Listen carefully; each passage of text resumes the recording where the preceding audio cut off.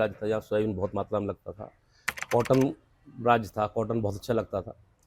तो धीरे धीरे जो है प्रोडक्शन जो था वो उस मानक स्तर पर 70% फार्मर अभी कैश क्रॉप्स में। 70% तो फिक्स सोयाबीन ही है। अगर हुआ तो उसको तो बीज का रेट ही नहीं मिल रहा, जो उसने हर्बिसाइड डाला है उसका ही उसको रेट नहीं मिल रहा है, जो उसका रिकवर है, क्योंकि मार्केट में उसको प्राइस ही नहीं मिल रहा है। साल भर वेजिटेबल की क्रॉप लगा सकता है। ओके। ऐसी वेराइटियां आ गई हैं। कॉर्न में अभी कुछ समय से इल्ली का प्रकोप ज्यादा होने लगा। राइट। हमारे पास एक वेराइटी है अंगद के नाम से। ये करेक्टर है उस कॉम में कि उसके अंदर इल्ली पंच नहीं कर पाता।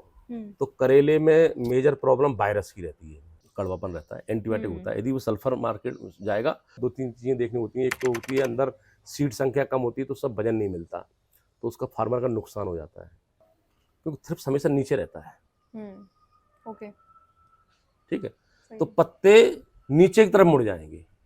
पौधा हेल्दी रहेगा तो ये रोग है ना, जैसे आपका थ्रिप्स है, माइट्स है, इनका जो असर भी रहेगा ना वो तो बहुत कम रहेगा। अगर हम बात करें प्याज की, अगर हम बात करें तो बहुत बार ऐसे सुनने में आता है कि स्टोरेज अच्छा ना होने के कारण उसने हार्वेस्ट लिया था वो पूरा खराब हो गया, उसका प्राइस नहीं मिल पाता। जैसे अगर हम महाराष्ट्र में चिली की फसल की बात करें, पिछले साल की बात है, किसी भी चिली वाले फार्मर को उसका जो भी दाम है प्राइस का, तो जो ग्रीन रहते हैं वो इको फ्रेंडली प्रोडक्ट है, उनका सब्जी पे कोई असर नहीं पड़ेगा। और रेड वाले तो बिल्कुल सब्जियों पर बिजनेस माने तो शायद उसका प्लानिंग और जिस तरीके से उसका मुनाफा है वो शायद ज्यादा बढ़ेगा, बहुत ज्यादा।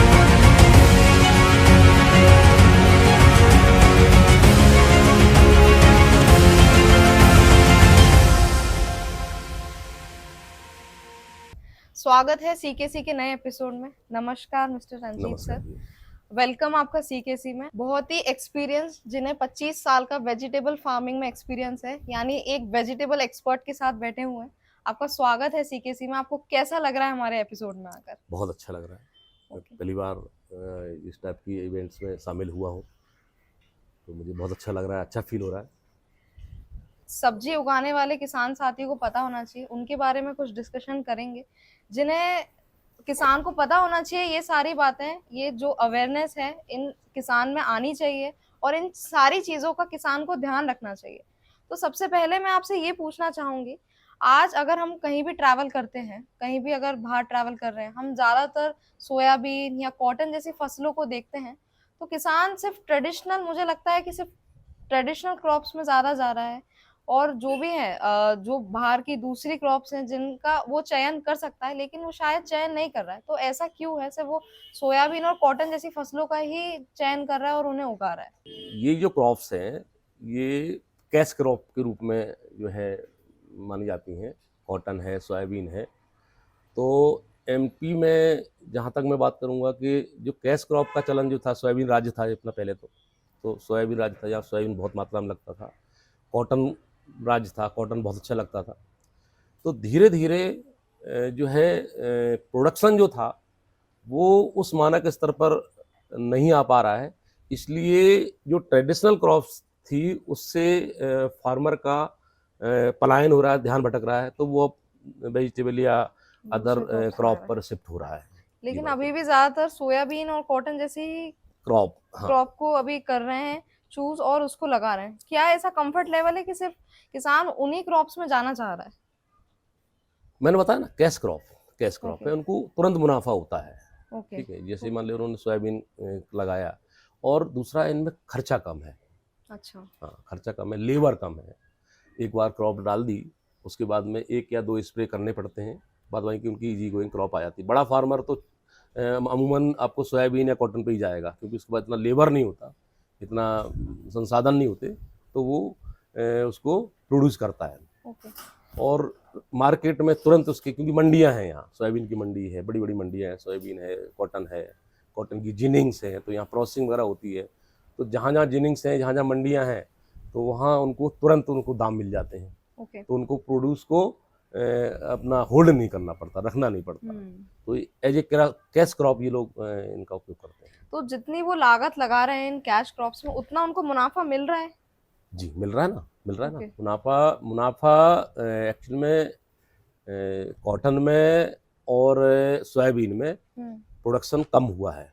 हाँ, प्रोडक्शन कम इसलिए हुआ है क्योंकि फर्टिलिटी जो थी सॉइल की, वो धीरे धीरे सेम क्रॉप लगाने से फर्टिलिटी कम होती है। तो क्रॉप पैटर्न भी फार्मर को अपनाना चाहिए।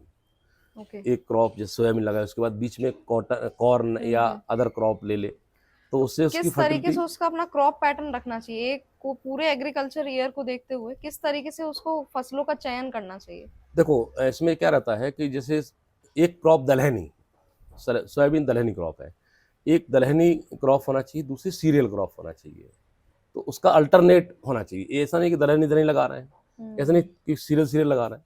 तो ओके। अल्टरनेट उसको एक साल, जैसे मान लो एक साल उसने एक बार उसने यदि सोयाबीन क्रॉप लगा दी, तो नेक्स्ट टाइम उसी खेत में उसको डिफरेंट क्रॉप लगाना चाहिए, ओके। सेम क्रॉप नहीं लगाना चाहिए। तो अगर वो खरीफ में सोयाबीन लगा रहा है तो उसको फिर बाद में क्या लगाना है? गेहूं लगाना चाहिए या मक्का लगाना चाहिए। अच्छा। सोयाबीन रिपीट नहीं करना चाहिए, ऐसा है। ओके। तो उसके बीच में कुछ क्रॉप? उसके बीच में कोई क्रॉप नहीं हो पाती। क्रॉप ड्यूरेशन बड़ा रहता है, तो वो एक ही क्रॉप ले पाता है। ये 2 साल में एक खेत में एटलीस्ट 2 क्रॉप ले सकता है वो, इससे ज़्यादा क्रॉप नहीं ले पाता। तो अगर कैश क्रॉप को ना चुनते हुए अगर हम वेजिटेबल क्रॉप्स को चुने, किसान अगर वेजिटेबल क्रॉप्स को चुने, तो क्या उससे उसको मुनाफा मिलेगा? क्या उसका बेनिफिट्स हो सकते हैं वेजिटेबल क्रॉप्स को चुनने के लिए? देखो वेजिटेबल बहुत डिफरेंट क्रॉप है। वेजिटेबल में क्या होता है कि वेजिटेबल का जो फार्मर है या वेजिटेबल क्रॉप जो उगाता है, एक्चुअली पहले ये जो क्रॉप उगाने वाले कुछ चुनिंदा लोग उगाते थे, चुनिंदा किसान होते थे, जो छोटे काश्तकार थे वो उगाया करते थे, जिनके पास लैंड होल्डिंग बहुत कम होती थी, वो उस क्रॉप को उगाते थे। लेकिन अभी जो ट्रेंड जो देखने को मिला है कि इसमें बड़े फार्मर्स आए हैं। ओके। छोटे फार्मर की जगह बड़े फार्मर भी आ गए हैं। तो इसमें जो मुनाफा है, यदि आप क्या लेबर है पर्याप्त मात्रा में, देखो ये कंसर्न रहता है लेबर का, लेबर पर्याप्त मात्रा में है तो वेजिटेबल का जो मुनाफा है जो ट्रेडिशनल जो क्रॉप है उनसे 4-5 गुना है। ओके। 4 से 5 गुना तक बहुत ज़्यादा है, बहुत ज़्यादा बेनिफिट है। तो तो इसलिए यदि फार्मर वेजिटेबल क्रॉप पे जाता है और उसके पास पर्याप्त संसाधन हैं, सुविधाएं हैं, लेबर से लेकर के और भी जो इतनी है, तो वो उसको मेरे ख्याल से वेजिटेबल पे जाना चाहिए। अच्छा। बड़े अजय मुनाफा कमा अजय कुल मिलाकर के खेती को उद्योग माने, तो यदि खेती को उद्योग के रूप में यदि वो करना चाह रहा है तो उसको जो मुनाफा वेजिटेबल मिलेगा वो ट्रेडिशनल क्रॉप से अगर नहीं मिल किसान पाएगा। खेती को एज अ बिजनेस माने तो जी। शायद उसका प्लानिंग और जिस तरीके से उसका मुनाफा है वो शायद ज्यादा बढ़ेगा। बहुत ज़्यादा बढ़ेगा, बहुत ज़्यादा बढ़ेगा। लेकिन मुझे लगता है खेती को वो बस एक खेती की तरह, एक फैमिली ट्रेडिशन की तरह लेके जा रहा है, एक बिजनेस की तरह अगर वो लेके जाए तो शायद उसका मुनाफा ज्यादा बढ़ सकता है। इसमें अगर वो उस पूरी प्लानिंग से चले, किस किस टाइम पे उसको किस चीज़ों का उपयोग करना चाहिए, उस तरीके से अगर करे तो शायद उससे हो सकता है।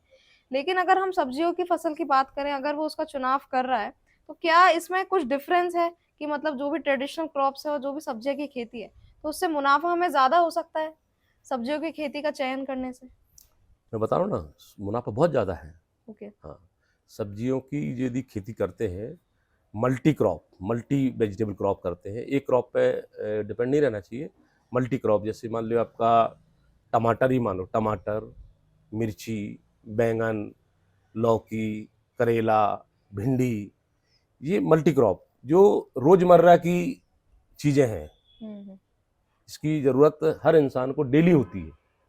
ठीक है, मंडी में डेली इनकी डेली की मंडी रहती है, डेली इनकी सप्लाई होती है, डेली का कंज्यूमर है। पहले क्या होता था, पहले जो सिस्टम था, पहले क्रॉप जो है साल में एक बार लगाते थे, टमाटर का एरिया फिक्स नहीं था, तो अपन लोगों को, आप भी, अब तो खैर आप तो छोटे हो, हम लोग जब पहले बात करते तो पहले क्या है, जब सीजन आता तभी सब्जियां मिलती थी। ओके। बाद बाकी का हम लोग जो है गर्मियों में वो सब्जियां मिलती नहीं थी। अभी क्या हुआ, किसान साल भर वेजिटेबल की क्रॉप लगा सकता है। ओके। ऐसी वैरायटियां आ गई हैं जिनको राउंड द ईयर वो ग्रो कर सकता है। और ट्रांसपोर्टेशन सुविधा पहले नहीं थी इंडिया में, अब वो मेरे ख्याल से ट्रांसपोर्टेशन इतना बेटर हो गया है कि अब आप किसी भी स्टेट का प्रोड्यूस जो है ना, किसी भी स्टेट में आराम से पहुंच सकते हैं। कीपिंग क्वालिटी जो पहले जो होती थी, देसी क्रॉप, देसी वैरायटियाँ होती थी, उनमें कीपिंग क्वालिटी नहीं होती थी। अब जो प्रोड्यूस आ रहा है उनकी कीपिंग क्वालिटी इतनी बेटर आ रही है कि वो एक स्टेट से दूसरे स्टेट में जो समय लगता है उसमें वो सब्जियां खराब नहीं होती हैं।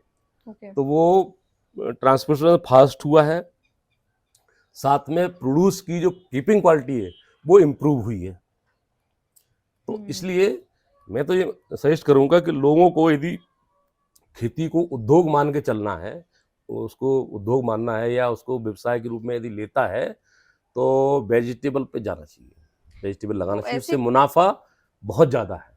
ओके, तो ऐसी कौन सी फसल है सब्जियों में अगर हम बात करें जो वो 12 महीने तक चयन कर सकता है, 12 महीने तक भले ही रोटेशन में लगाए लेकिन 12 महीने तक उससे मुनाफा ले सकता है? क्योंकि कैश क्रॉप्स तो ऐसी हैं कि वो 4 से 5 महीने तक रहती है और फिर उसका हार्वेस्ट के बाद वो खत्म हो जाती है। लेकिन अगर हम सब्जियों की बात करें तो 12 मंथ्स उसको लगा सकते हैं। तो ऐसी कौन सी फसल है जो 12 मंथ्स उसको लगा के किसान उससे बहुत अच्छा मुनाफा कमा सकता है? वेजिटेबल में देखो बता, वेजिटेबल में जितनी भी अभी क्रॉप्स आ रही हैं, जो हम तो खैर ब्रीडिंग लाइन से जुड़े हुए हैं, तो सारी की सारी क्रॉप लगभग आप केवल गोभी छोड़ दो जो सीजनल होती है, फूल गोभी जो है सीजनल होती है, बाद बाकी के मैक्सिमम क्रॉप्स जो है ना राउंड द ईयर लगा सकते हो आप, किसी भी समय में लगाइए, और कभी भी आपका उसमें टाइम का वो नहीं रहता है कि आप जब भी लगाए। कुछ लोग तो क्या करते हैं, जैसे मान लो सपोज करो कि भिंडी की क्रॉप लेने वाले हैं या लौकी की क्रॉप लेने वाले हैं, वो मार्केट मंडी के हिसाब से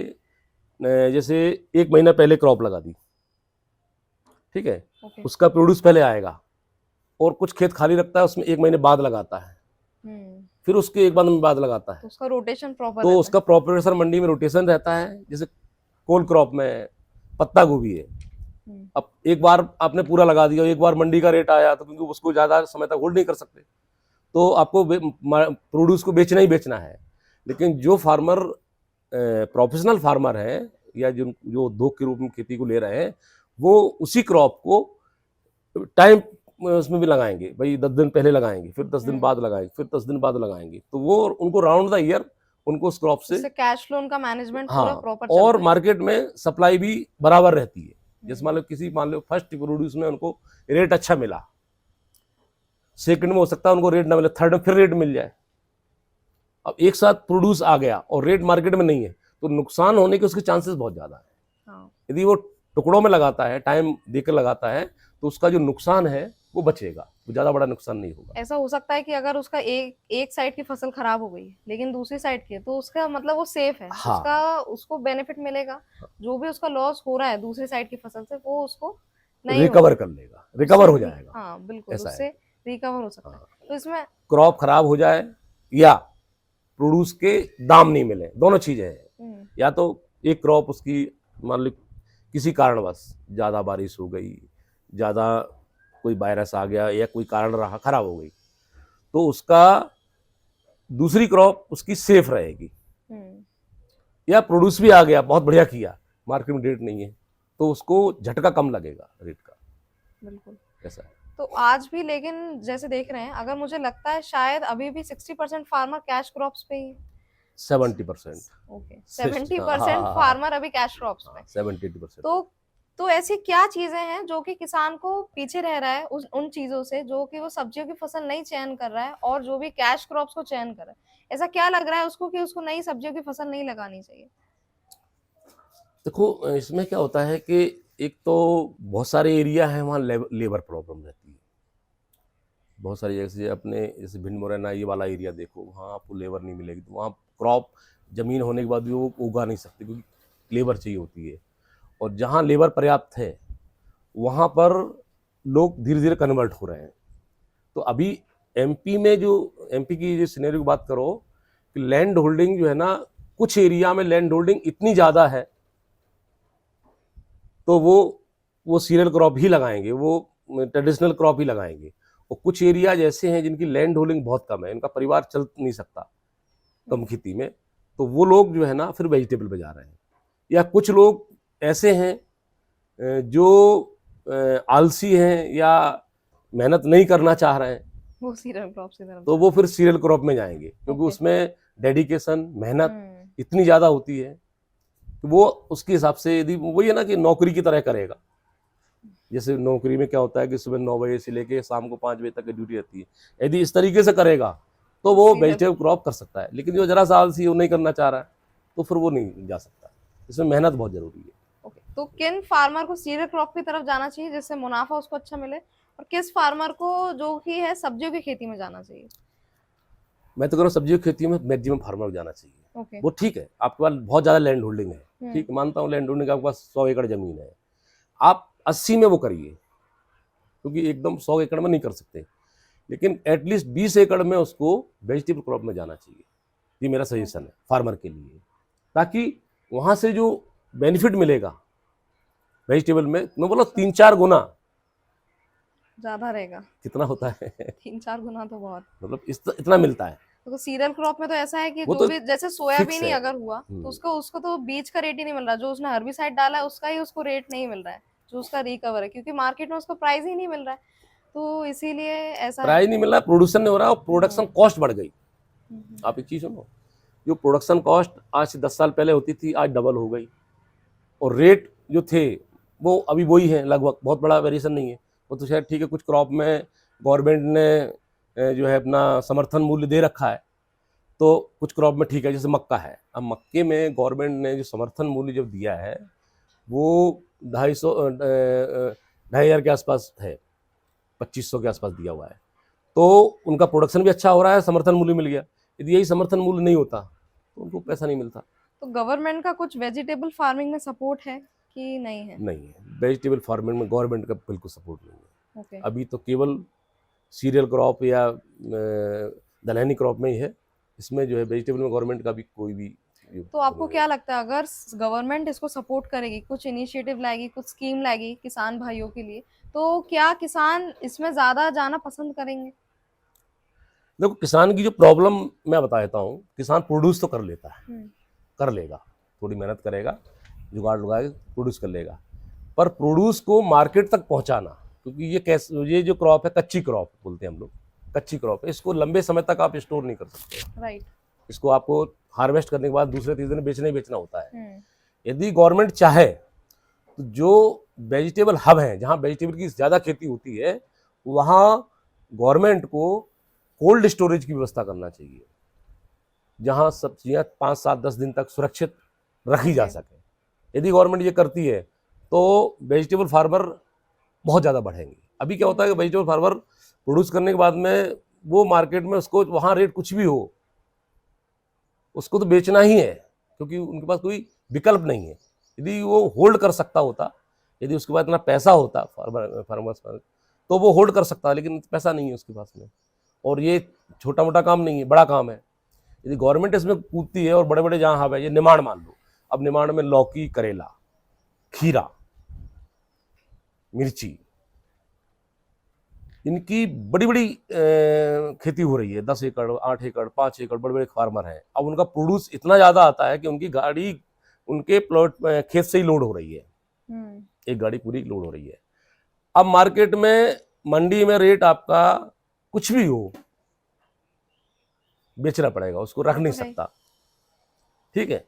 यदि वही चीज़ यदि गवर्नमेंट का सपोर्ट मिल जाए कि मंडी का रेट चेक किया उसने, मंडी की रेट बहुत कम है, तो वो कोल्ड स्टोरेज में जाके उसको 2 दिन, 4 दिन, 5 दिन, 10 दिन होल्ड कर सके, और जैसे ही रेट आया उसके बाद में वो बेचे, तो उसको मुनाफा उसका कम नहीं होगा। अभी क्या होता है कि प्रोड्यूस आया, अब टमाटर है, पक गया, तो बेचना है, क्या करोगे, भिंडी तैयार हो गई, बेचना है।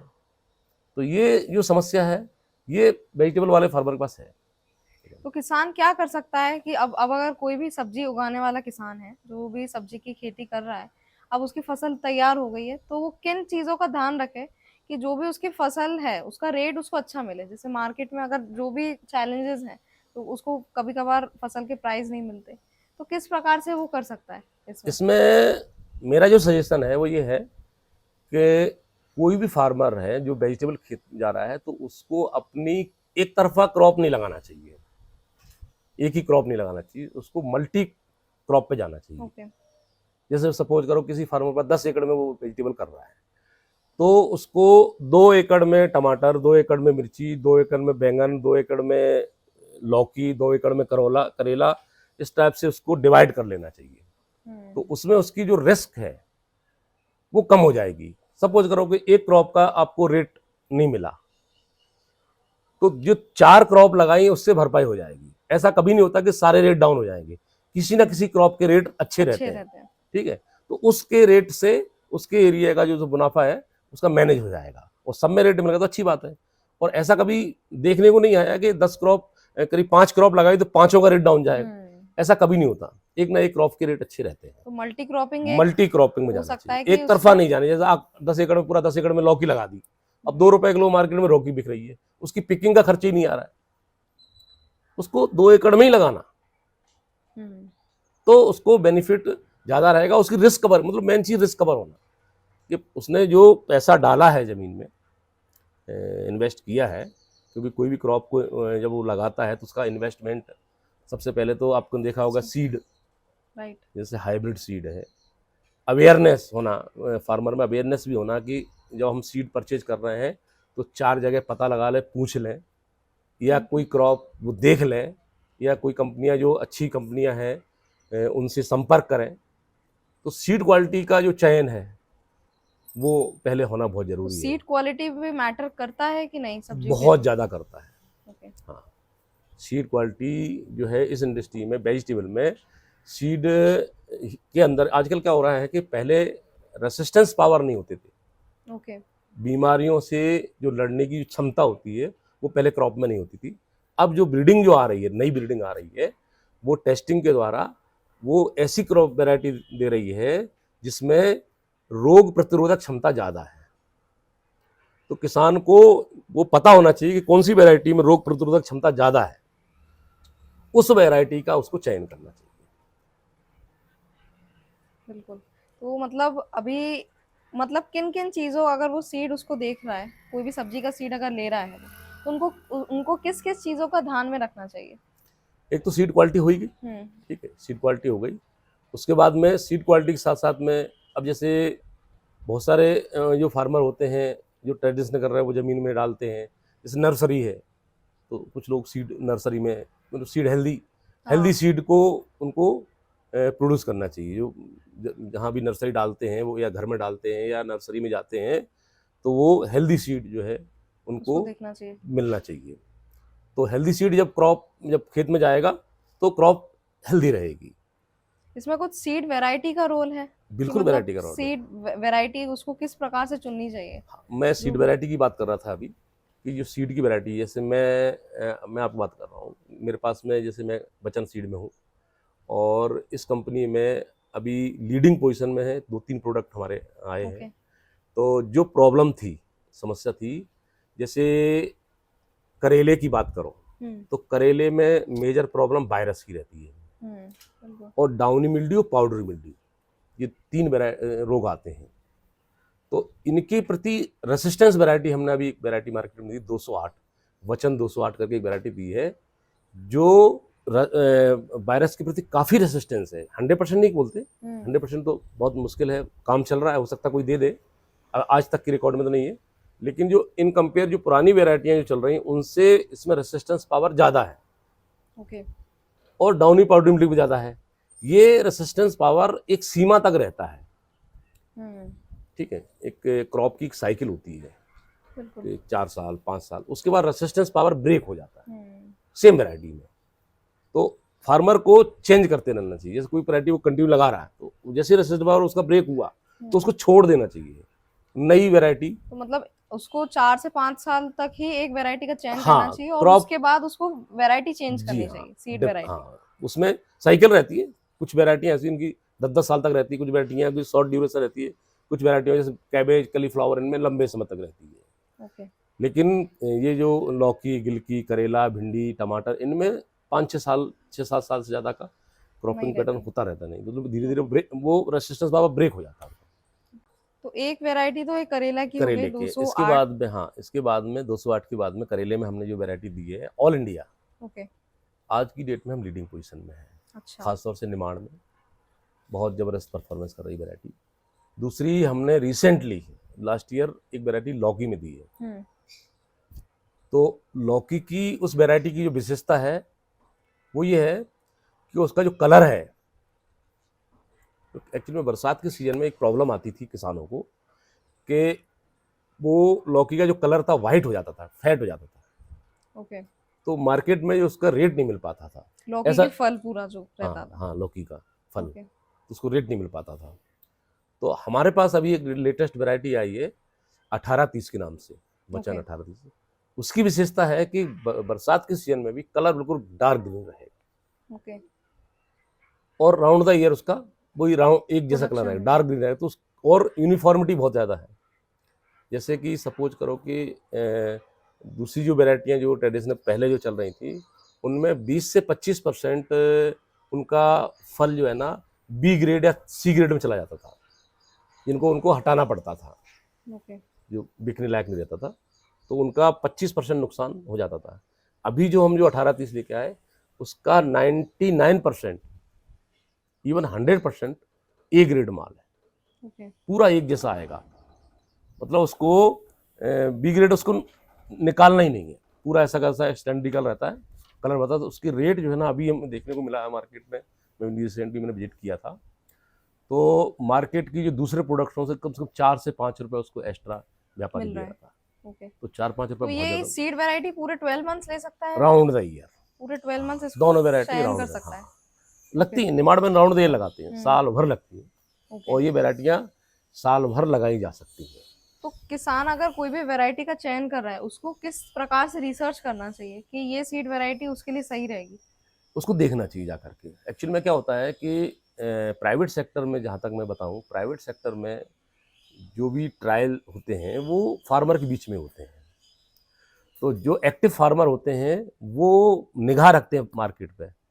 वो क्या करते हैं कि जहाँ भी ट्रायल लगा होगा या उनका कंपनी का प्रतिनिधि वहाँ पहुँचता है, उनके पास जाता है कि सर मेरी एक वैरायटी यहाँ लगी हुई है, आप चल के देख लीजिए। तो फार्मर को चाहिए कि बिना आलस के उसके साथ जाकर के देखना चाहिए। ओके। और एक जगह नहीं 10 जगह देखना चाहिए, और फार्मर के व्यू लेना चाहिए कि भाई आपने प्रोड्यूस किया है तो आप क्या कैसा आ रहा है। तो उसको राउंड दे बार बार उसको, आजकल तो देखो मीडिया का ज़माना है, फोटोग्राफ्स आ जाते हैं, मोबाइल नंबर है, सारा चीज़। तो वो उसका उपयोग सदुपयोग कर सकता है कि फार्मर से टच में रहे, उससे प्रोड्यूस की जानकारी, उससे वैरायटी की जानकारी, उसको पूरी की पूरी फीडबैक उसको लेकर सकता के है। तब ही आगे उसको परचेज के लिए जाना चाहिए। उसे मेरे रिसर्च के अकॉर्डिंग उसको परफॉर्मेंस भी देखना चाहिए, किस प्रकार से परफॉर्मेंस आया उस सीट का लास्ट ईयर या आने वाले उसके आसपास के एरिया में देखना चाहिए किस तरीके से वो सीट परफॉर्म कर रहा है। इन सारी चीजों को शायद एक किसान को ध्यान में रखना चाहिए कोई भी सीड वैरायटी को चयन करते हुए। बिल्कुल 100%, बिल्कुल यही है। परफॉर्मेंस जरूर देखना चाहिए, वो बिल्कुल। कैसा आ रहा है, उत्पादन कैसा है, क्वालिटी कैसी है, मार्केट का प्राइस कैसा है, कोई रोग तो नहीं है, रोगों के प्रति कितना रेजिस्टेंस है। सहनशील है। ये सारी चीज़ें अब उसको वहाँ ऑब्जर्व करना चाहिए, जाकर देखना चाहिए। हम लोग भी वही करते हैं। मार्केटिंग टीम जो हमारी रहती है, डेवलपमेंट टीम जो रहती है, सेल के लिए हम लोग नहीं जाते हैं, हम लोग केवल डेवलपमेंट करते हैं। ओके। हमारा काम सेल का है ही नहीं। मेरा काम है क्रॉप को, प्रोडक्ट को डेवलप करना।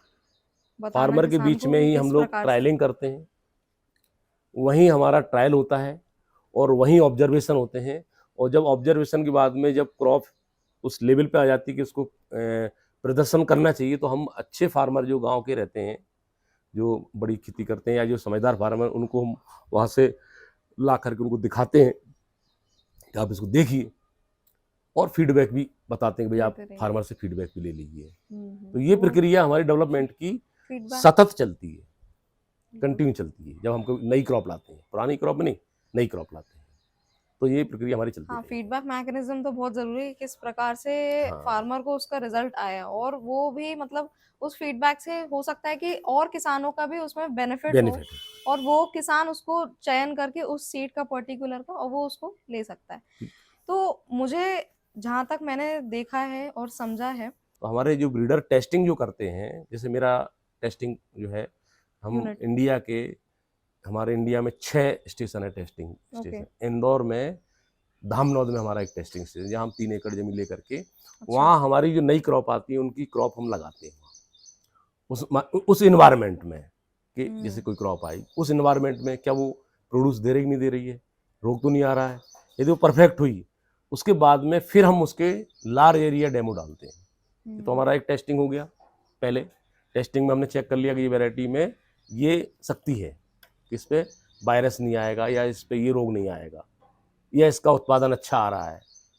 उत्पादन भी देखते हैं ना, हाँ, कि या उसका कितना प्रोडक्शन आ रहा है प्रोडक्शन आ रहा है। उस सीड से लगा मिर्ची है तो कलर कैसा आ रहा है, पकने पर दागी तो नहीं हो रही है। टमाटर है तो उसकी कीपिंग क्वालिटी कैसी है, लूज तो नहीं हो रहा है, लंबे मार्केट में जा सकता नहीं जा सकता है, रोग तो नहीं आया। ये सारे ऑब्जर्वेशन हम अपने बिल्कुल स्टेशन पे लेते टेस्टेड हैं। एंड सर्टिफाइड सीड्स आप अपने किसान भाइयों को देते हैं। हाँ, तो उसके उससे बाद उनका में फिर हम क्या करते हैं, ये सेकंड वो फर्स्ट पोजीशन हो गई।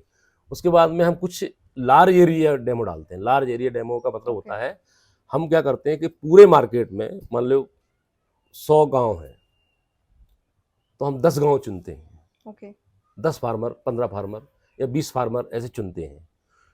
इतना सीड बुलाते हैं कि 10-20 फार्मर को हमने फिर लगवाया। वहां लगवाने के बाद में फिर हम उसमें से ऑब्जर्वेशन लेते हैं कि वो कितना परसेंटेज, कितने परसेंट फार्मरों के फील्ड सक्सेस रहे। जैसे 20 प्लॉट लगवा दिए, अब 20 में मेजर 15 प्लस हमारे अच्छे रहे, 5 खराब हुए, तो हम समझेंगे कि हमारी वैरायटी अच्छी है, और तब हम उसको मार्केट में लॉन्च करते हैं और फिर हम सीड जो है फार्मर को परचेजिंग के लिए देते हैं। उससे पहले 3 साल मेरे को इस काम में लगते हैं कि 3 साल में हम लोग, तो मतलब आपके जो भी वचन सीड से आते हैं वो बिल्कुल सेफ प्रोटेक्टेड सीड्स हैं। बिल्कुल बिल्कुल बहुत और अच्छे। हम लोग R&D बेस्ड कंपनी है, और जो कंपनियां R&D है, R&D होगा रिसर्च एंड डेवलपमेंट, इनका खुद का ब्रीडिंग रहता है, खुद की लाइन रहती है, इनकी मदर्स फादर्स जो रहते हैं पेरेंटल लाइन बोलते हैं, इनकी पेरेंटल लाइन रहती हैं, उनसे जो F1 जो तैयार करते हैं तो उनकी खुद की ब्रीडिंग रहती है। और जिन कंपनियों की खुद की ब्रीडिंग होती है वो ही कंपनियां आगे चल के अच्छी वैरायटियां प्रोड्यूस कर पाती हैं, अच्छी वैरायटी मार्केट में सप्लाई कर पाती हैं। अब जैसे हम ये बात करें, जैसे करेला हम आज की डेट में लीडिंग पोजीशन में है। ओके ये लौकी इस साल आई है, इसी साल बहुत अच्छा परफॉर्म कर रही है, आने वाले समय में हम हो सकता है कि लीडिंग पोजीशन में चले जाए। क्या रोग और कीट ऐसी चीजें हैं मतलब जिससे किसान पीछे हट रहा है सब्जियों की खेती का चुनाव करने से? बिल्कुल बिल्कुल। आज मैं 2002 में ज्वाइन किया था, उस समय निमाड़ मिर्ची का गढ़ था। ओके 10 से 15 टन सीड मिर्ची का, 15 टन सीड बिकता था उस समय, ठीक है ना। उसके बाद में धीरे धीरे उस क्रॉप पर वायरस का इतना ज़्यादा असर आया, उस क्रॉप को धीरे धीरे इतना प्रॉब्लम हो गई कि आज जो है मुश्किल में 1 टन भी सीड मार्केट में नहीं बिक पा रहा है, क्योंकि वो क्रॉप जो है ना वायरस के कारण पूरी तरह से खत्म हो गई। तो कीट रोग ये बिल्कुल इफेक्ट करते हैं, तो इसके प्रति वही है ना, इसके प्रति जो वैरायटियां रेसिस्टेंस वैरायटियां धीरे धीरे आ रही हैं उनकी तरफ ध्यान देना चाहिए। अब जो वैरायटियां ओल्ड हो गई या जिनमें रोग रोधक क्षमता नहीं है, वो वैरायटियां तो धीरे धीरे अपने आप ही आउट होना है, और हो रही हैं आउट। तो निश्चित रूप से सीड में फार्मर को ये सारी चीज़ें देखनी ही चाहिए कि उसमें रेसिस्टेंस पावर कैसा है, क्या हमारे यहाँ वो उग सकती है, क्या ऐसा नहीं कोई रोग आ रहा हो। तो ये सब चीज़ें ब्रीडिंग भी हमारी ऐसी करती है, जो ब्रीडर होते हैं ना। इसके अलावा भिंडी में हमने एक वैरायटी दी है, मस्तानी के नाम से वैरायटी है, उसका नाम मस्तानी, एक्सीलेंट प्रोडक्ट है। ओके हाँ, जैसे YBMB है, YBMB के प्रति रेसिस्टेंस है, YBMB नहीं आएगा। फ्रूट क्वालिटी बहुत शानदार है, लंबी हो जाएगी पर मोटी नहीं होगी, ग्रीन है, तो मार्केट में उसकी वैल्यू बहुत अच्छी ज़्यादा मिलेगी, मार्केट में उसको कोई रिजेक्ट नहीं कर सकता। तो फार्मर को क्या चाहिए, ईल्ड भी चाहिए, तो उसमें ईल्ड है, उसका वजन भी है वैरायटी का, उसमें सीड जो है मतलब कभी कभी क्या होता है कि भिंडी में 2-3 चीज़ें देखनी होती हैं। एक तो होती है अंदर सीड संख्या कम होती है तो सब वजन नहीं मिलता, तो उसका फार्मर का नुकसान हो जाता है, उस तौल के बेचता ना। हाँ।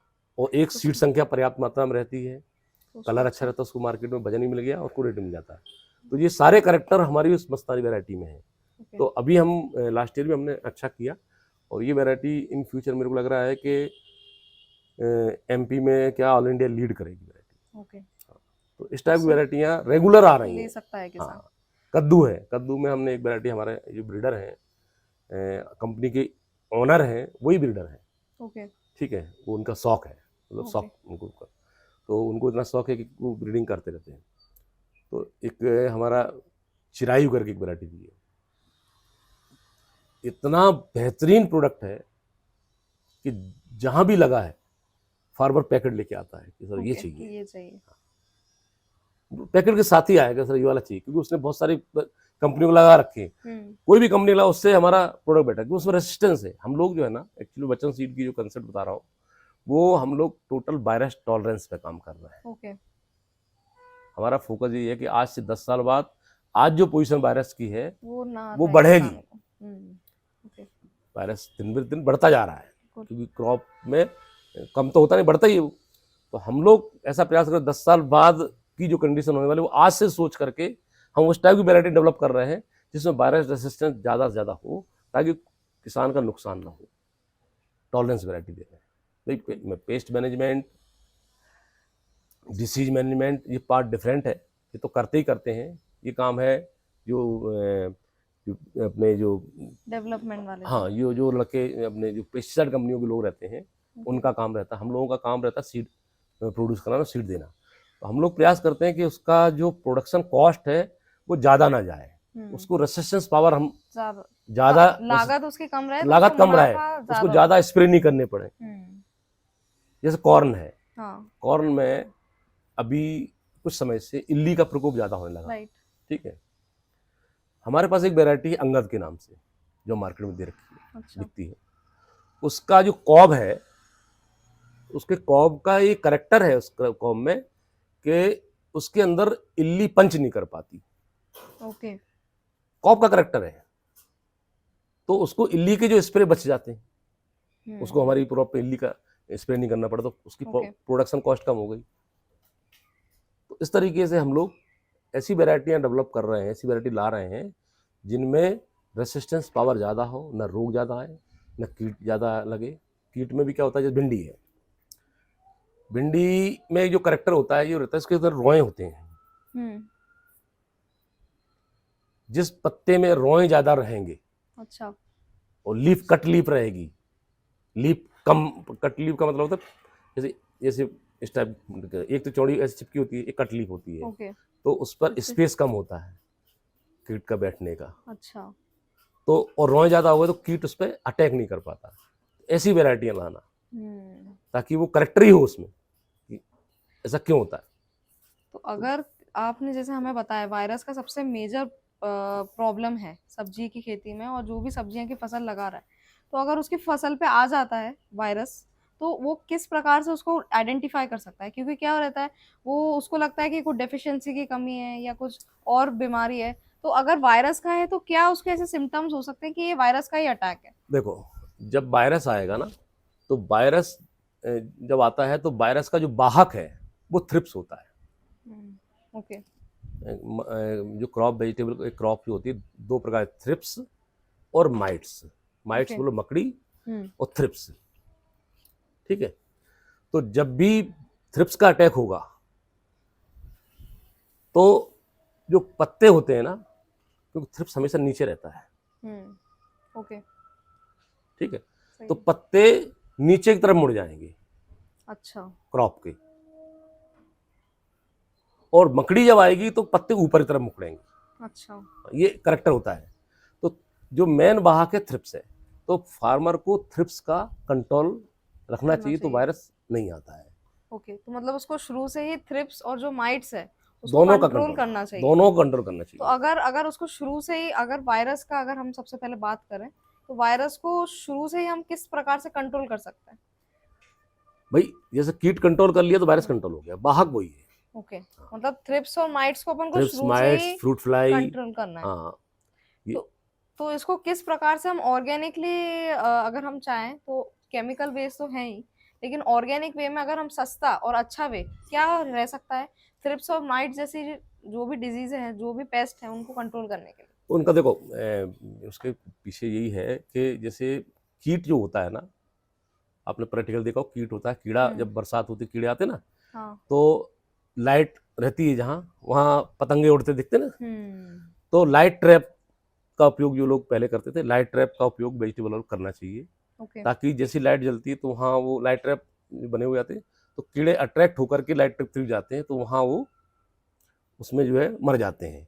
आजकल जो स्टी ट्रैप्स भी उपयोग हो रहे हैं, उस पर गम रहता है और खेत में, पूरे खेत में वो लगा दिए जाते हैं, तो वो पीला कलर या लाल कलर ऐसा अट्रैक्टिव कलर रखते हैं उसमें। तो कीट क्या होता है, दूर से उसको चमकता हुआ नजर आएगा और वहां जाकर के वो बैठ जाता है। तो वहाँ, तो ये जो है प्रैक्टिकल चीज़ है, जिससे काफ़ी मात्रा में जो कीट है उसका रोकथाम की जा सकती है बहुत ज़्यादा। तो ये तो अपना ऑर्गेनिक वे हो गया, लेकिन अगर हम उसको चाहे केमिकल वे में, किस तरीके से उसको किस किस टाइम पे स्प्रे लेना चाहिए और किस प्रकार से वो केमिकल का स्प्रे कर सकता है जो भी जो थ्रिप्स माइट्स हैं वो उसको कंट्रोल करने के लिए? केमिकल की स्प्रे तो देखो, केमिकल में तो बहुत सारे प्रोडक्ट कंपनी दे रही है। हर कंपनी के पास में थ्रिप्स माइट के लिए बहुत सारे प्रोडक्ट, माइटीसाइड आ रहे हैं, थ्रिप्स के लिए बहुत सारे प्रोडक्ट हैं, वो स्प्रे करते ही करते हैं। यदि ऑर्गेनिक में जाना है तो उसको, जैसे नीम बेस्ड जो प्रोडक्ट है मार्केट में, ऑर्गेनिक की बात करो तो नीम बेस्ड प्रोडक्ट बहुत ज़्यादा उपयोग करते हैं लोग, वो भी बहुत बड़े बेनिफिशियल है। और इंसेक्टिसाइड पिस्टिसाइड तो खैर लोग डालते हैं। दूसरा एक और मैं आपको फैक्टर बनाया जो शायद आपको बड़ा वो लगेगा, अच्छा है, क्रॉप यदि हेल्दी होगी, जमीन के अंदर माइक्रो न्यूट्रिएंट्स का उपयोग अच्छा करेगा, अच्छी खाद होगी, अच्छा पानी वो देगा, तो क्यों क्या हो रहा है कि पशुधन कम हो गया, ठीक है, तब ट्रैक्टर खेती होने लगी, तो लोगों के पास खाद उतनी रही नहीं, देसी खाद नहीं, तो बीमारी का जो अटैक होता है ना, जैसे अपन में वो कमजोर हो जाता है जो रोटी नहीं खाता ना, तो उसको बीमारी जल्दी पकड़ती है। राइट। और थोड़ा आप अच्छा डाइट होगी तो आपको रोग आएगा भी, थोड़ा वो चला जाएगा। यदि आपकी क्रॉप हेल्दी है, अच्छा खाद पानी अच्छी व्यवस्था कर रहे हो, तो आधा रोग तो उसका वहीं खत्म हो जाता है, क्योंकि उसमें रिकवरिंग कैपेसिटी ज़्यादा होती है। ये 2-4 पत्ते उसके अकड़ भी गए और तब तक वो दूसरे पत्ते आ जाएंगे, तीसरे आ जाएंगे, तो उसको दिखेगा नहीं। तो क्रॉप हेल्दी होना भी बहुत ज़रूरी है। इसके लिए लोगों को एटलीस्ट गवर्नमेंट के हिसाब से 3 साल बोलते हैं, हम तो कह रहे हैं कि वेजिटेबल वालों को तो हर दूसरे साल देसी खाद कहीं से व्यवस्था करके डालना चाहिए। यदि देसी खाद नहीं मिलती है, मान लो इतना क्राइसिस है, तो ऑर्गेनिक खाद जो है, जैसे हमारा ढैंचा हो गया, मूंग हो गई, जो देसी खाद जो उसको क्रॉप को खेत में लगा करके उसको बखर से उसको मिला करके, तो वो भी जो है खाद का उपयोग करना चाहिए, ताकि पौधा हेल्दी रहे। पौधा हेल्दी रहेगा तो ये रोग है ना, जैसे आपका थ्रिप्स है, माइट्स है, इनका जो असर भी रहेगा ना, तो बहुत कम रहेगा। पौधा हेल्दी नहीं होने में जरा सा भी असर आया, वो जकड़ लेता है और फिर वायरस आ जाता है। तो बिल्कुल सही बात है। अगर हम हेल्दी हैं तो जो भी आने वाली, जैसे कोविड के समय में अगर हम देखें, सभी को तो कोविड नहीं हुआ, जिनका अच्छा इम्यूनिटी पावर था, रेजिस्टेंस था, वो बचे रहे। उसी प्रकार से हमारा प्लांट है, अगर पौधा हेल्दी रहेगा तो उसको, वो भी एक जीव है, बिल्कुल, वो भी एक लिविंग ऑर्गेनिज्म है, वो भी ऑक्सीजन लेता है और कार्बन डाइऑक्साइड छोड़ता है, तो बिल्कुल हेल्दी होना, क्रॉप हेल्दी होना बहुत जरूरी है। तो लेकिन किसान की क्या मानसिकता है, किसान ये मानता है कि अगर वो माइक्रो न्यूट्रिएंट्स का उपयोग करता है तो उसकी उसमें जो लागत है वो बढ़ती है, और माइक्रो न्यूट्रिएंट्स का उसको कॉन्सेप्ट ही समझ नहीं आता। तो नॉलेज का अभाव है। नॉलेज का अभाव ये है कि जो फार्मर, अभी तक क्या होता था, गवर्नमेंट की बात करूं मैं आपको, गवर्नमेंट में जो मशीनरी है या प्राइवेट वाले भी बात करेंगे तो पेस्टिसाइड कंपनियां बहुत मिलेंगी, सीड वाली बहुत मिलेंगी, लेकिन न्यूट्रिएंट्स की कंपनियां बहुत कम है। तो न्यूट्रिएंट्स मैनेजमेंट जो है बहुत पुअर है किसान का। अभी तक उसको केवल नाइट्रोजन, फास्फोरस, पोटास, NPK, इसके अलावा चौथा तत्व को पता ही नहीं है। जबकि एक क्रॉप के लिए 20 माइक्रोन्यूट्रिएंट रहते, 20 तत्वों की जरूरत लगती है, ठीक है। 20 में 4 तो उसको नेचर से मिल जाते हैं, नाइट्रोजन, ऑक्सीजन, आपका क्या बोलते हैं, हाइड्रोजन और कार्बन, ये 4 चीज़ें तो उसको ऑक्सीजन जिससे मिल जाती है, वातावरण से मिल जाती हैं। 16 तत्व बहुत ज़्यादा एसेंशियल है। 16 में भी 10 तो बहुत ज़्यादा हैं, जैसे NP के बाद फास्फोरस, वो का नाम पोटास है, सल्फर है, नाइट्रोजन, फास्फोरस, पोटास के बाद सल्फर है। तो सल्फर है, पौधे का जो स्ट्रक्चर है उसमें बहुत बड़ी भूमिका है। पौधे की जो बॉडी बनती है ना, स्ट्रक्चर बनती है, ढांचा, तो ढांचा बनाने में उसका बहुत बड़ा रोल है। जैसे नाइट्रोजन पौधे की केवल ग्रोथ के लिए रहता है, और फास्फोरस रहता है वो जो जमीन के अंदर का जो पोर्शन होता है, जड़, जो जड़ें, जड़ तंत्र को वो मजबूत करता है राइट। फास्फोरस। और पोटास उसमें रेसिस्टेंट डेवलप कर, ताकत देता है। पोटास रहेगा तो पौधे को मजबूती, कमजोर नहीं होगा पौधा। नाइट्रोजन से बहुत, यदि आप नाइट्रोजन डालो तो पौधा बहुत लंबा लंबा बढ़ेगा, कमजोर रहेगा। और पोटास डालो तो उससे ताकत भी रहेगी। तो एनपीके तो ठीक हो गया। सेम काम सल्फर का होता है। सल्फर भी पौधे में ताकत देता है, और ताकत के साथ साथ में उसके अंदर एंटीबायोटिक होता है वो, कुल मिला के। ओके। कड़वापन रहता है, एंटीबायोटिक होता है। यदि वो सल्फर मार्केट जाएगा तो सॉइल के अंदर जितना भी कचरा होगा, कच्ची खाद या डंठल है, वो पूरा खत्म कर देता है, सड़ा देता है वो, क्योंकि वो एसिडिक होता है, वो पूरा सड़ा देगा। और पौधे के अंदर जाएगा तो एंटी फंगल भी होता है वो। तो फंगस का जो अटैक होता है जमीन के अंदर से, जो पौधे के अंदर फंगस लग जाती है, या जमीन के अंदर कीट रहते हैं, कीड़ों के अंडे होते हैं, जब कीड़े अंडे देते हैं जमीन, हाँ, तो वो सल्फर यदि जाएगा तो वो कीड़ों के भी खत्म अंडे भी हो खत्म कर देंगे, अंडे नहीं रहेंगे। कीट पड़ा हुआ है कोई तो वो भी खत्म कर देगा, सड़ी वो चीज जो कच्ची पड़ी है उसको पका देगा। और पौधे के अंदर जाएगा तो हल्का सा कड़वापन लाएगा, हल्का सा, पौधे की जो नसें है ना, तो कीट का अटैक कम होगा। हाँ, क्योंकि जब भी वो बैठेगा उस पर तो उसको कड़वा, हाँ, उसको लगेगा। टेस्ट नहीं लगेगा। हाँ, जैसे यूरिया डालते हैं, यूरिया बड़ा मीठा होता है। यदि आपने यूरिया डाला और उसमें आपने सल्फर नहीं डाला तो बड़ा मीठा, तो जो इधर उधर के कीट हैं दूसरे खेतों वाले भी वो वहां आ जाएंगे। यदि उसने पर्याप्त बैलेंस किया हुआ है, बोरोन है, कैल्शियम है, मैग्नीशियम है, ये प्रोडक्ट ऐसे हैं, ये जो है ना पौधे की जो संरचना होती है, जैसे बोरोन की बात करो, बोरोन पौधे के लिए इतना आवश्यक है। जो पॉलिनेशन जो क्रिया होती है, पॉलिनेशन क्रिया में बोरोन का अहम महत्व है। ओके। यदि आप पॉलिनेशन पर्याप्त कराना है तो बोरोन होना बहुत जरूरी है। बोरोन नहीं होगा तो पॉलिनेशन सही साट नहीं होता। ओके। जैसे सीड की संख्या होती है, जैसे मान लो एक मटर मान लो आप, अब मटर में 10 दाने होते हैं और पॉलिनेशन होगा 4 दाने 5 दाने रह जाएंगे, छूट जाएंगे। मिर्ची है, मिर्ची में पूरा भरा रहता है, यदि सही ढंग से पॉलिनेशन नहीं हुआ तो पूरी मिर्ची में दाने जो भरे रहते हैं उसमें दानों की संख्या कम हो जाएगी। तो अगर उसको सही अच्छी फसल लेनी है, वो जो सीधापन है उसका वो टेढ़ा हो जाएगा। यदि कोई चीज डिफेंसिव होती है तो टेढ़ी हो, मिर्ची टेढ़ी हो जाएगी, सीधी नहीं रहेगी। लौकी है, लौकी में यदि पॉलिनेशन की प्रॉब्लम आ गई, पॉलिनेशन सही साइड नहीं हुआ तो वो तिरछी हो जाएगी, गिलकी तिरछी हो जाएगी, बैंगन तिरछा हो जाएगा। और यदि प्रॉपर पॉलिनेशन है तो उसका सेब अच्छा रहेगा, एकदम अच्छा रहेगा, मार्केट में वैल्यू अच्छी मिलेगी।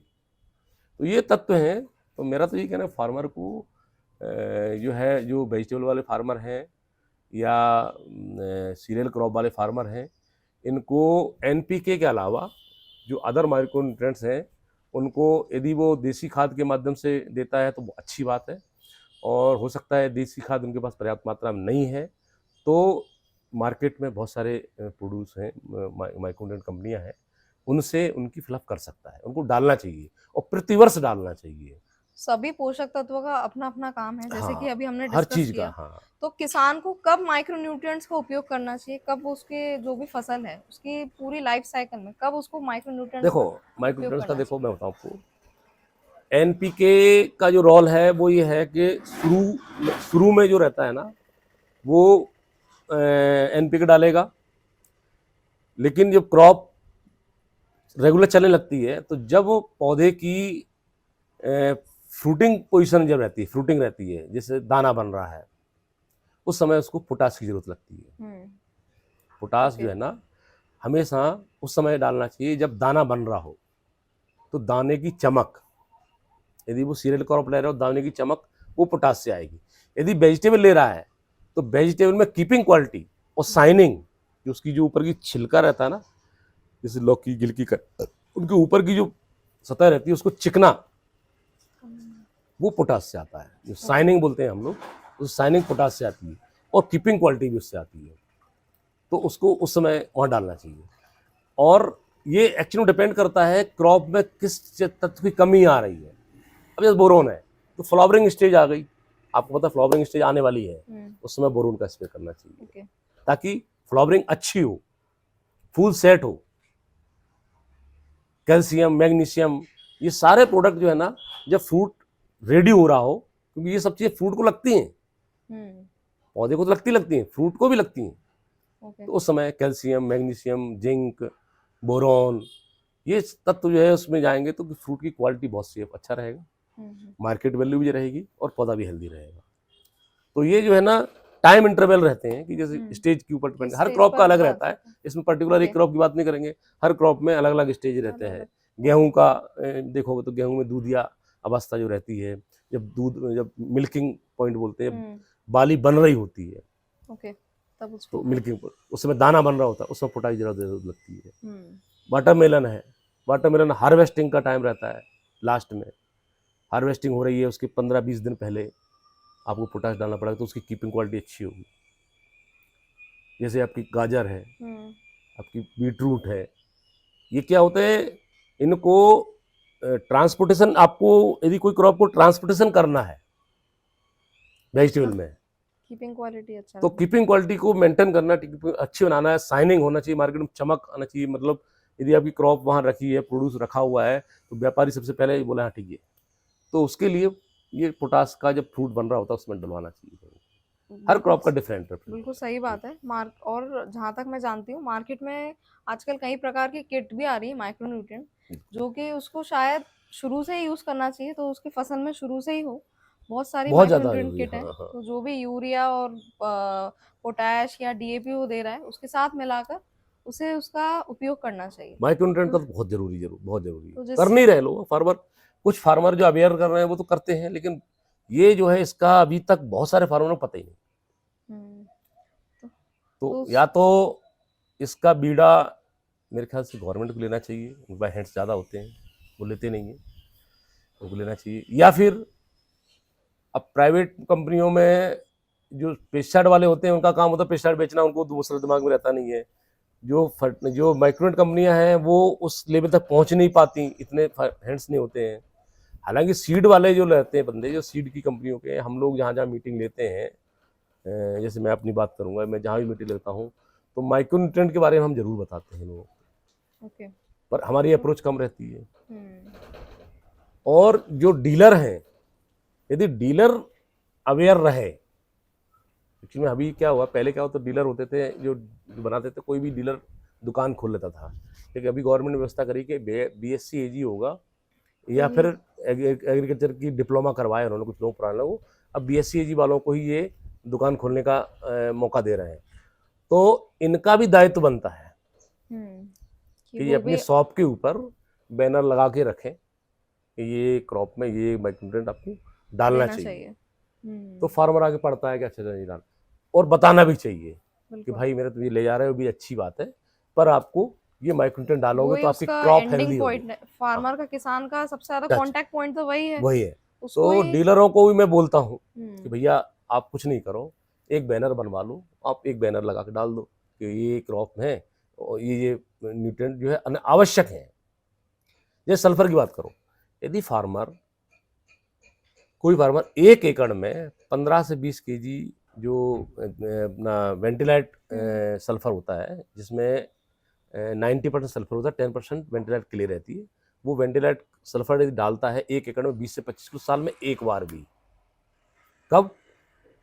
जब उसकी फील्ड रेडी होता है, तब ट्रांसप्लांटिंग से पहले फील्ड रेडी करता ना, उसी समय डाल दो, तो उसकी 3-4 महीने का काम खत्म हो गया। तो एक क्रॉप लगाने में एक बार ही डालना, उसको ज्यादा नहीं डालना, तो उसका काम खत्म हो गया। 2 क्रॉप ले रहा है, 2 बार डाल दो। और वेजिटेबल तो डालना ही डालना है, वेजिटेबल तो उसको डालना ही चाहिए। उससे बहुत सारे जो जमीन के अंदर कीड़े रहते हैं, बहुत सारे मतलब कच्चा खाद रहता है, वो पूरा का पूरा वो खत्म कर देता है। ऐसा इस प्रकार से माइक्रोन्यूट्रिएंट्स का अपना अपना काम है, बहुत जरूरी।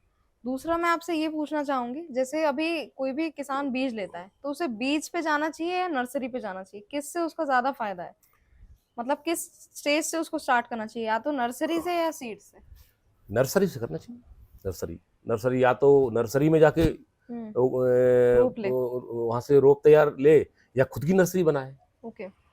क्योंकि नर्सरी से बीज यदि ट्रांसप्लांट करेगा तो फील्ड में उसको एक हेल्दी पौधा मिलेगा और फील्ड में उसके पौधे भी कम मरेंगे। यदि वो डायरेक्ट सोइंग करता है तो जर्मिनेशन मतलब 10% जर्मिनेशन नहीं आया, कुछ पौधे जर्मिनेट करने के बाद में किसी कीट ने काट दिए, कीट बोलते काट देते हाँ। हैं, झींगर जैसे कसारी वगैरह हाँ। झींगर को काट दिया या किसी चिड़िया ने चुंग लिया, तो वो गैस ज़्यादा हो जाएगा। यदि वो नर्सरी से हेल्दी पौधा रेडी करके यदि ट्रांसप्लांट करता है तो बहुत ज़्यादा उसमें समय भी बचता है। बिल्कुल। अब आपने मान लो खेत फील्ड में किया तो वो करीब हर क्रॉप वाइज रहता है, कोई 10 दिन में उग रहा है, कोई 15 दिन में उग रहा है, कोई 20 दिन में उग रहा है, तो वो अब जैसे मिर्ची का भी 40 दिन में रेडी होता है, तो नर्सरी रेडी होगी उसकी, हाँ। प्लांट रेडी होगा, उसने ट्रांसप्लांट कर दिया। और इससे हो सकता है कि उसकी करेला फसल है, जल्दी निकल लौकी जाए। है, 7-8 दिन लगते हैं उसको, 7-8 दिन उसका टाइम बर्बाद हो गया ना। यदि उसने पहले से नर्सरी रेडी करके रखी है तो उसको तो केवल उसको उठा करके वहाँ रखना है। तो मेरे ख्याल से नर्सरी में जाना चाहिए, नर्सरी द बेस्ट है। इससे जा ही रहे हैं लोग, इससे हो सकता है कि उसकी फसल जल्दी रेडी हो जाए और मार्केट में जल्दी दे सके वो, बिल्कुल बिल्कुल टाइम और उससे बचता है, उसको रेट अच्छा रेट मिले, अच्छा मिलेगा, क्योंकि टाइम वो बचता है। पहले जाएगा उसमें तो मार्केट में भी उसको अच्छा रेट मिल सकता है। बिल्कुल, तो नर्सरी में ही जाना चाहिए और लोग जा भी रहे हैं, जो अच्छे फार्मर हैं। ओके। नर्सरियों की संख्या बढ़ी है थोड़ा, जहाँ जहाँ बहुत पहले बहुत कम होता, अब तो नर्सरी संख्या अच्छी बढ़ गई है, तो नर्सरी में और सीड भी कम लगता है, नर्सरी में सीड कम लगता है। यदि वो उसका जो पैसा है, जैसे मान लो हम लोग पहले जब मिर्ची का बीज बेचते थे तो एक फार्मर 100 ग्राम बीज लेता था 1 एकड़ के लिए, और कुछ लोग 120 ग्राम तक लेते थे, 100 ग्राम लेते। देखा जाए यदि वो नर्सरी में जाता है तो 40 से 50 ग्राम में उसका तो 1 एकड़ का सीड पर्याप्त मात्रा में हो जाता है। तो उसमें सीड की मात्रा भी महत्वपूर्ण है। किस प्रकार से सीड की मात्रा, जब भी अगर वो बुवाई कर रहा है तो उसको ध्यान में रखना चाहिए? हाँ, सीड की मात्रा, पौधों की संख्या, ओके। ठीक है, ये डिपेंड करता है क्रॉप के ऊपर। तो जैसे मान लो अब 1 एकड़ में निमाड़ की बात करो तो 1 एकड़ में 6000 पौधे लगाने होते थे। ओके। एक पैकेट 10 ग्राम का आता है तो 6 पैकेट में उसका पूरा हो जाता था।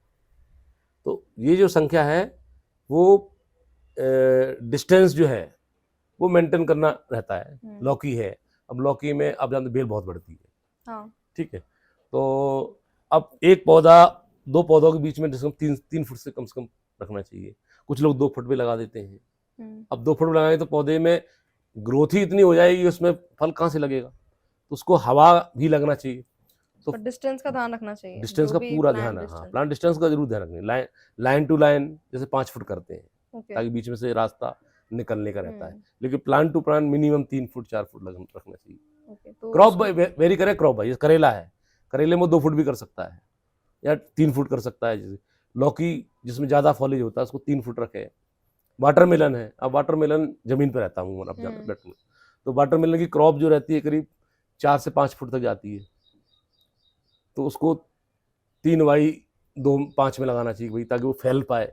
अब ज़्यादा पास में लगा तो फैल ही नहीं पाएगा, या ज़्यादा फैल जाएगा तो फ्रूटिंग नहीं होगी, उसको हवा भी चाहिए, पानी भी चाहिए, तो ये सब चीज़ होती है। तो अगर वो सब्जी की बुवाई कर रहा है, सब्जी के बीज की, तो उन्हें किसान को किस किस प्रकार की बातें का ध्यान रखना चाहिए जिससे उसकी बुवाई जो भी है सीड प्रॉपरली जर्मिनेट हो और उसके जो भी बीज है वो खराब ना हो?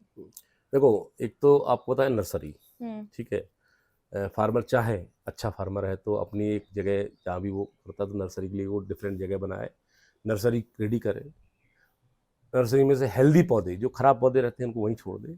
सबसे पहले तो टीपी जो करें, ट्रांसप्लांटिंग करें, वो हेल्दी पौधों करें। और सीड जब परचेज करें तो सीड ट्रीटमेंट, या तो मैक्सिमम कंपनी सीड ट्रीट करके देती हैं, सीड ट्रीटेड आता है, ओके, ठीक है। फिर भी यदि आप सेल्फ ट्रीटमेंट करना चाहें, बहुत सारे केमिकल्स और वो बहुत सारी ट्रीटमेंट की दवाइयाँ आती हैं, फंजीसाइड और इंसेक्टिसाइड, 2 चीज़ों से यदि सीड ट्रीटमेंट रहता है तो उसका जो पौधा छोटा रहता है ना, उस समय ना तो उसको फंगस का अटैक आएगा और ना ही उस पर कीट का अटैक आएगा, तो पौधा हेल्दी होगा। तो फार्मर को सबसे पहले जब अपन वेजिटेबल क्रॉप जब करता है तो उसको ट्रीटेड सीड लेना चाहिए या खुद का ट्रीट करके नर्सरी तैयार करना चाहिए, और नर्सरी से जब ट्रांसप्लांट करें तो हमेशा हेल्दी पौधा ट्रांसप्लांट करें। ओके। ये चीज़ ध्यान रखें।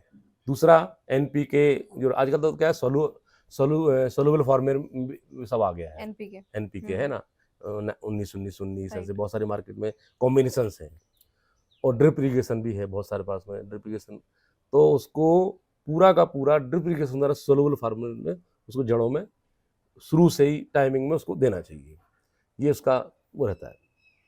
और उसके बाद पौधे के ऊपर डिपेंड करता है। जैसे पौधे की मैं आपको बताऊँ क्या होता है, पौधे की जो हाइट होती है, जैसे मिर्ची का पौधा है, तो मिर्ची का पौधा 1 फुट है, 1 फुट का पौधा है, तो उसकी हाइट का, तो उसको आधा केजी यूरिया लगेगा, आधा अच्छा, तो पर मतलब डे। तो उसको जो भी क्रॉप है, जो भी अपनी फसल है, उसके हिसाब से उसको फर्टिगेशन हाँ, करना अब चाहिए। जैसे उतना ही उसको पोटास लगेगा, ओके। बराबर मात्रा में। ये नहीं कि आपने अकेला एक दे दिया, दूसरा नहीं दोगे तो पौधा बढ़ जाएगा, ताकत नहीं देगा। जितना पोटास उतना ही नाइट्रोजन। तो 30 दिन की क्रॉप है, महीने का 30 दिन का होता है, तो ये मान के चलो कि 1 फुट की यदि आपकी क्रॉप है तो 15 किलो आपका नाइट्रोजन और 15 केजी पोटास। अब वो पर डे के हिसाब से है ना, 15 किलो मतलब 15 केजी पूरे महीने की हो गई, आधा किलो पर डे, तो 30 दिन में 15 किलो हो गई। तो इसको वो चाहे तो अल्टरनेट दे। अल्टरनेट का मतलब जैसे आज उसने नाइट्रोजन दिया, हाँ, कल पोटास दे दे, परसों फिर नाइट्रोजन दे दे, फिर पोटास दे दे, अल्टरनेट दे सकता है, या 2 दिन के इंटरवल में दे, पर उसको 15 किलो से ज्यादा नहीं देना चाहिए। मतलब बिल्कुल फर्टिगेशन का उसको ध्यान रखना हाँ, चाहिए। जैसे पौधा बढ़ता जाए हाँ, उसको वो आधा करता जाए, ओके। क्योंकि पौधे जैसे बढ़ेगा ऐसा नहीं होता 15 किलो से काम चल जाएगा। अब पौधा 2 फुट का हो गया तो खाना ज्यादा लगेगा, 4 फुट का होगा तो और सही खाना ज्यादा लगेगा, 5 फुट का हो तो और तो इस तरीके से उसकी वो पूरा बढ़ता करना जाए। चाहिए। इसी तरीके से इसी रेशियो में माइक्रोन्यूट्रिएंट रहता है। तो ये जो एग्रोनॉमिस्ट जो होते हैं ना, वो पूरा का पूरा शेड्यूल बनाते हैं कि पौधे को, एक पौधे को कितना भोजन लग रहा है, उसके हिसाब से उनको फार्मर को जो है वो उसमें डालना चाहिए, देना चाहिए। पहले वाला सिस्टम ही रहा। पहले क्या होता था कि अपने पास में ड्रिप नहीं होती थी, दिक्कतें होती थी, तो लोग क्या यूरिया एक बार में पूरा डाल देते थे, तो उसका पौधा 20 से 25% ले पाता था, बाद वाई का वो वेस्टेज जमीन में चला जाता था या ऊपर उठ जाता था। लेकिन अब सुविधाएं हो गई हैं, तो अब जो है वो उसका उपयोग वो कर सकता है, ड्रिप इरिगेशन से कर सकता है। ड्रिप इरिगेशन बहुत अच्छा है, वेजिटेबल वालों को तो खैर ड्रिप इरिगेशन करना ही चाहिए। तो अभी किसान जो भी फसल ले रहा है, जो भी फसल उसकी हार्वेस्ट होती है, वो किस प्रकार से स्टोरेज कर सकता है प्रॉपर? क्योंकि स्टोरेज का भी एक बहुत मेन कंसर्न है। अगर प्रॉपर स्टोरेज नहीं होता तो फसल खराब होने के चांसेस बहुत ज्यादा है। हम देखते हैं दूसरे स्टेट्स में, जैसे महाराष्ट्र की अगर हम बात करें, प्याज की अगर हम बात करें, तो बहुत बार ऐसे सुनने में आता है कि स्टोरेज अच्छा ना होने के कारण जो भी फसल का जो उसने हार्वेस्ट लिया था वो पूरा खराब हो गया। तो उस पर किस प्रकार से फार्मर ध्यान रख के काम कर सकता है? देखो, ये जो स्टोरेज की जो व्यवस्था है वो कोल्ड स्टोरेज वाली रहती है। तो फार्मर को चाहिए कि जो कोल्ड स्टोरेज है, जैसे काफ़ी कोल्ड स्टोरेज एमपी में भी शुरू हो गए हैं। जैसे जहाँ जैसे निमाड़ में, इंदौर की बात करो तो यहाँ गाजर और बीटरूट का बहुत बड़ा मार्केट है। ओके। ठीक है, तो यहाँ बड़े बड़े कोल्ड स्टोरेज हैं। ठीक है, तो जो फार्मर बड़ी मात्रा में खेती कर रहे हैं, जिनका प्रोड्यूस वहाँ बिक नहीं पाता, क्योंकि कम छोटे वाले फार्मर तो बेच देते हैं, तो उनको कोल्ड स्टोरेज की जो बंदे उनसे संपर्क रखना चाहिए और वहाँ वो अपने प्रोड्यूस को स्टोर रखना चाहिए। तो कोल्ड स्टोरेज की व्यवस्था जो है ना, मेरे ख्याल से अभी कुछ एरिया में तो स्टार्ट हो गई, लेकिन अब गवर्नमेंट सहयोग करे तो बड़ी अच्छी बात है। गवर्नमेंट नहीं कर पा रही, लेकिन यदि समूह बनकर करना चाहे, जैसे एक गाँव है, अब गांव में 15-20 लोग खेती अच्छी कर रहे होते हैं, तो हमने काफ़ी लोगों से कहा, कुछ हैं गांव, कुछ समूह बना रहे हैं, तो समूह के द्वारा यदि वो चाहें तो एक समूह के द्वारा एक कोल्ड स्टोरेज तैयार, गवर्नमेंट उसमें सब्सिडी भी दे दे, सब्सिडी देती है, तो वो एक कोल्ड स्टोरेज अपना बना लें वहाँ, और उनकी अपने समूह के द्वारा अपनी जो जो भी वेजिटेबल उनका है वहाँ स्टोर कर सकते हैं, उसके बाद जब प्राइस मिले वहाँ दे सकते हैं, तो वो कर सकते हैं उनका। तो वो यदि बहुत सारे जो समूह हैं, जैसे एक गांव था वहाँ, ये मंडलेश्वर के पास एक गांव है, नाम याद नहीं आ रहा, उस गांव में एक समूह है। अच्छा। वो समूह क्या करता है, वो मंडी में उन्होंने एक बंदे को, 2 बंदे तय कर दिए कि 2 बंदे मंडी जाएंगे। ठीक है, okay. वो फिक्स कर दिए, गाड़ी है, एक मंडी है, सारे लोगों का प्रोड्यूस वहाँ इकट्ठा हो जाता है, बोरी पर नाम लिख जाता है कि ये बोरी इसकी, इतनी बोरी इसकी, इसकी बोरी, वो जाएगा और वो बेच के आएगा, वहाँ से वो व्यापारी प्राइस दे देगा और वो पैसा उसके अकाउंट में आ जाएगा। अच्छा, तो किसान का जाने का झंझट ही कोई खत्म। किसान नहीं जाता, बस 2 लड़के उन्होंने क्या स्टोरेज कर भी दिए, पूरा प्रॉपर उनको सब। पर बोरी, उनका क्या गया है कि हम्म। 1 बोरी का तुम्हें हम मान लो 10 रुपए देंगे या 50 रुपए देंगे, उसका फिक्स कर दिया जाने आने खर्चा, तो उसका जिसको जा रहा है तो उसको उसका पैसा मिल गया। तो इस टाइप से जो छोटे छोटे समूह हैं, एक गांव में इस बड़े 4-5 फार्मर रहते हैं, समूह में यदि करें तो बहुत बड़ी चीज नहीं, 2-4 गांव मिलकर करें, भाई 5-7 गांव जो पास पास के हैं वो यदि इस टाइप की व्यवस्था करें तो वो कोल्ड स्टोरेज का पूरा कर सकते हैं, कोई बड़ी बात नहीं है। बिल्कुल सही बात है, इससे इसको फसल खराब होगी। और एक और रीजन है फसल खराब होने का, वो है क्लाइमेटिक कंडीशन। क्लाइमेट चेंज होने के कारण उसको, किसान को जो भी उसकी फसल है उसका प्राइस नहीं मिल पाता। जैसे अगर हम महाराष्ट्र में चिली की फसल की बात करें, पिछले साल की बात है, किसी भी चिली वाले फार्मर को उसका जो भी दाम है प्राइस का वो नहीं मिला, और उसको जो भी था, जो भी चिली उसकी थी, मिर्ची जो उसने लगाई थी फसल की, वो उसने पूरी निकाल कर फेंक दी। तो क्या किसान को करना चाहिए कि वो क्लाइमेटिक कंडीशन जो है उससे थोड़ा सा उसको रेजिस्टेंट मिले, और किस प्रकार से इन चैलेंजेस को वो मिट आउट करके आगे बढ़ सकता है?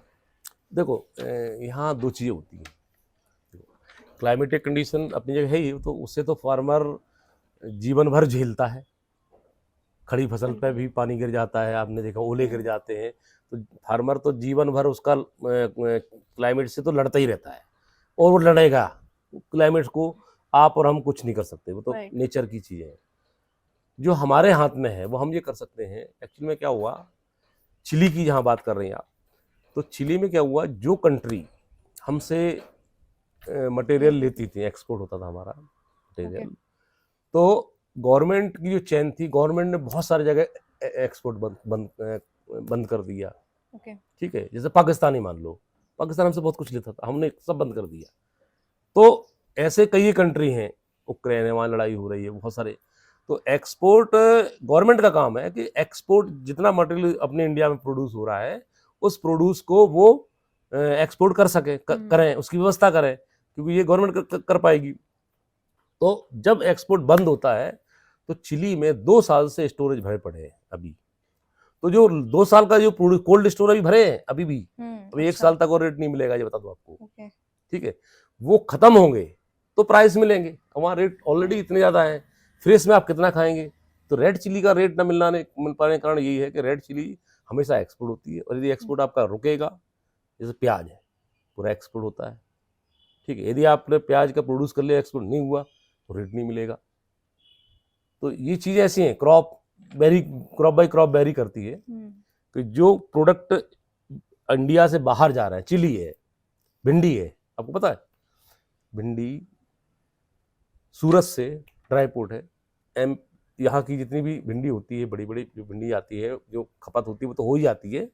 इसके बाद जो बड़े बड़े प्रोड्यूसर हैं वहाँ जा करके, वहाँ से पूरी ड्राई पोर्ट द्वारा पूरा एक्सपोर्ट होती है। अब कोई कंटिन्यू एक्सपोर्ट बंद कर दिया जाए तो रेट कहाँ मिलेगा? तो सही बात है, तो वो चीज़ है। और उसके जो भी उसने हार्वेस्ट लिया वो करेगा क्या करेगा, वही, वो तो कर ही नहीं सकता। तो एक्सपोर्ट के लिए वैसे तो प्राइवेट सेक्टर बहुत ज़्यादा काम कर रहा है, बहुत सारी, लेकिन यदि गवर्नमेंट की इसमें हेल्प मिल जाए तो और ज़्यादा बेटर हो सकता है इसमें, क्योंकि वो बड़े लेवल पे बात हो सकती है। और गवर्नमेंट को रेस्ट्रिक्शन नहीं करना चाहिए, अभी के टैरिफ बढ़ा दिए तो रेस्ट्रिक्शन हो गया नियम, तो वो उस सपोर्टिव रहना चाहिए। हाँ, सपोर्टिव रहना चाहिए। ये अपनी एक मेन बैकबोन हो सकता है अपने इकोनॉमी को। बिल्कुल, एग्रीकल्चर बेस्ड इंडिया है, इंडिया का 70% हम लोग एग्रीकल्चर बेस्ड है, और एग्रीकल्चर को इंडिया ने, भारत ने जो देखा जाए तो कभी प्रमोट नहीं कर पाए। इसके लिए मंत्रालय भी रहे, सब कुछ रहा, पर इंडिया अदर चीज़ों के डेवलपमेंट के चक्कर में एग्रीकल्चर सेक्टर को भूल गई, जो कि एक हमारा 70% था।